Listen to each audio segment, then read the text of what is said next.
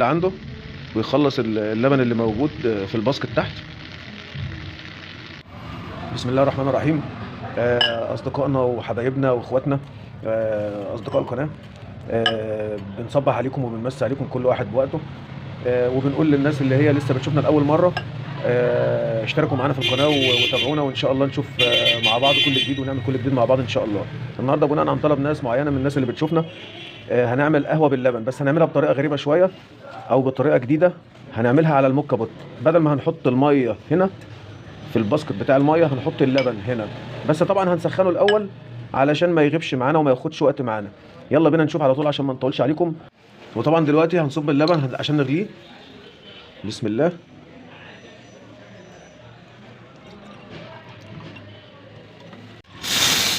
طبعا احنا هنغلي اللبن هنا على الستيم. الناس اللي ما عندهاش مكنه ستيم زي دي بيغليه على النار عادي جدا يعني. هناخد اللبن السخن بقى نحطه في الباسكت اللي هو بتاع ده بتاع الميه. تمام. باسكت البن طبعا زي ما متفقين. البن الاسبريسو بيكون خشن، بتاع الموكا بوت بيكون اخشن من بتاع المكنه درجه او درجتين علشان يظبط معانا في الاستخلاص، لان استخلاص الموكا بوت بيبقى الضغط من 1.5 بار لحد 2 بار، لكن المكنه بتبقى حوالي 9 بار، فبيكون اخشن شويه عن البن بتاع اللي بيتعمل على الماشين على المكنه. وبنسويه كده. تمام. وبنجرب برضو، يعني في ناس مثلا ممكن يخشن شويه ينعم شويه، بيجرب برضو اللي بيظبط معاه بيظبط عليه، لان كل مكنه زي المكنه اللي هي الكهرباء بتبقى كل مكنه ليها يعني ضغط بار معين او درجه حراره بيظبط ليها طحنه معينه يعني. تمام. هناخد ده وهنحطه بقى في الايه هنا كده، ده فيه اللبن طبعا.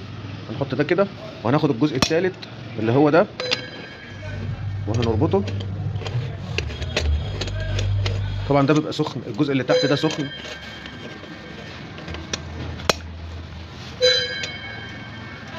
وهناخده بقى نحطه على النار. طبعا اللي ما عندوش سخان كهرباء زي ده احنا بنعمل بيه علشان هو اللي موجود عندنا. طبعا الناس في البيوت او كده ممكن يعمل على نار عادي جدا يعني، او ممكن سبرتايه كمان، ايا كان اي نار يعني ممكن يعمل عليها. دلوقتي احنا في انتظار الاسبريسو يطلع. هنشوف شكله عامل ازاي دلوقتي وهو طالع. طبعا اللي تحت لبن ومش ميه، فهنشوف شكله هيبقى عامل ازاي. حاجه جديده كده بالنسبه لنا، اول مره نعملها، وممكن توفر معانا وقت بالنسبه للناس اللي هي ايه بتحب القهوه باللبن، اللي عايزين قهوه بلبن. ده قهوه بلبن او كابتشينو بس بقى بدل ده ميه بيبقى لبن كده زي ما احنا شايفين. المكنه طلعت قماش. الاسبريسو طلع باللبن، اللي هو اللبن بيعصر الاسبريسو بدل الميه.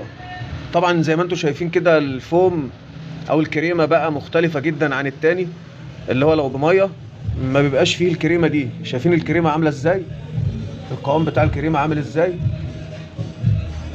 حاجه تانية خالص طبعا.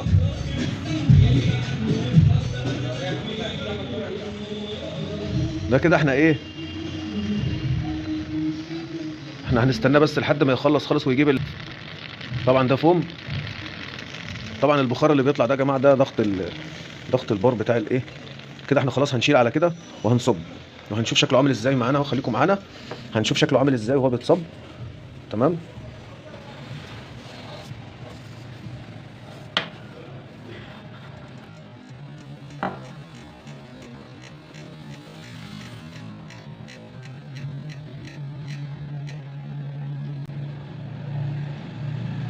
حاجه جديده وحاجه جميله قوي، اكيد طعمه هيطلع حاجه جامده يعني. هو طعم الكابتشينو بالظبط، الكابتشينو الستاندرد بالظبط يعني.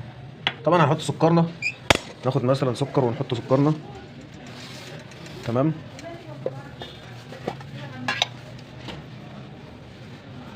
معلقتين سكر اهو ونقلب.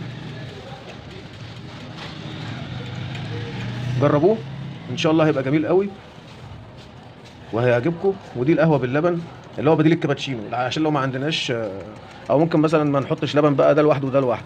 طبعا انا بستنى من حضراتكم تشتركوا في قناتنا وتستنونا ان شاء الله نعمل لكم حاجات جديده تانية، وهنصور لكم حاجات حلوه قوي ان شاء الله بنجهز لها.